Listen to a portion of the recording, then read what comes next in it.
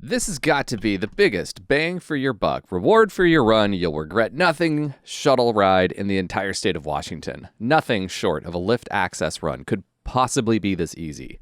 10 minutes! It takes 10 minutes to drive from the parking area below Jungle Hill Horse Campground up paved Highway 20 to the Sherman Pass Snow Park at the top of the Sherman Pass Trail. And what you get for that ridiculously easy shuttle up a major highway is 1,500 feet of descent with a small little 643-foot climb in the middle. Parking and access for this trail is easy with a large and ample parking area located just off a major highway. The climb profile is moderate with a noticeable but more than doable 643 feet of climbing in the middle of the descent, which assures you won't be waiting for the shuttle rig to arrive at the bottom of the trail when you're done. The skill level needed for this trail is moderate. The tech features are moderate as well, with just a few routes and manageable steep sections. There is very little real exposure on this trail. The time from top to bottom is 30 to 45 minutes with the shuttle. This trail is accessible to bikes from early summer until the snow flies in late fall. The top section of this trail starts on an old road grade, or what feels like an old road grade for the first few hundred feet of elevation loss. The double track feeling gradually fades to single track as the trail starts to find some more curves and chicane that have been carved into the old roadbed. Eventually, there's a small little pedally section that then leads to some steeper drops that can help you almost forget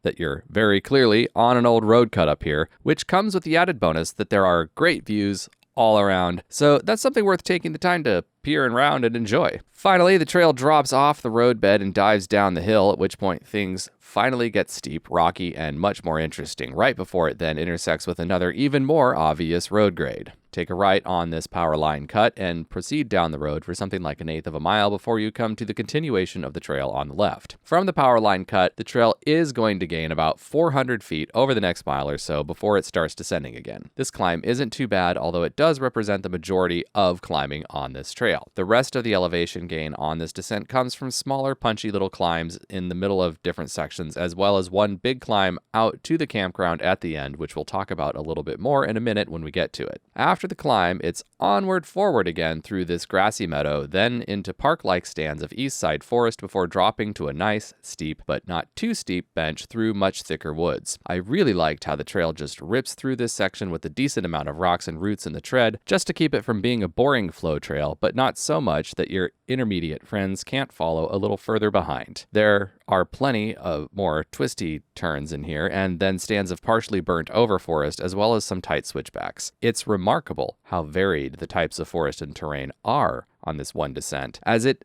doesn't exactly traverse a large amount of territory, but part of the fun of mountain biking down a steep and long hill is just the varied types of terrain and vegetation you encounter as you descend through the climate zones and across watersheds. This trail, and in fact a lot of the trails in this area, come really close to that sweet spot of feeling open yet containing just enough moisture and adhesion to hold the tread together. Aside from the pedally bits, the grade all the way to the bottom was really about as close to ideal as one could reasonably ask for. This descent after the initial descent before the 400-foot climb is the real descent on this trail, and it's well worth it. By my count, upon review of the GoPro footage, it's about 12 minutes of sustained descending with about 2 minutes of climbing within it before reaching the bottom. And it's all the way down at the bottom. In fact, the trail kind of ends in a bit of a hole that you'll need to climb out of to get back to the campground. It's just a really short but steep push back up to the road grade, and if you came here on the weekend of Kettle Fest, then you'll be staying at the Jungle Hill Horse Campground, which is conveniently located, like literally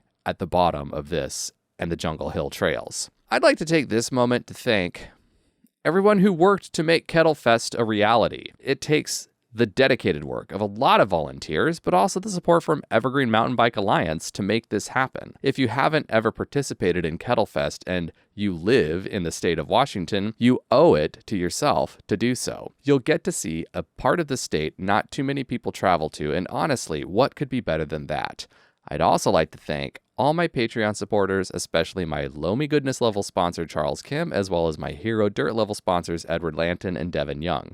Driving directions are available for this trail if you're on one of the paid tiers for my Patreon. Be like one of those folks who like to show their appreciation for informational content with cold hard cash and visit my Patreon page and sign up now. Now, get out there and go ride your bike.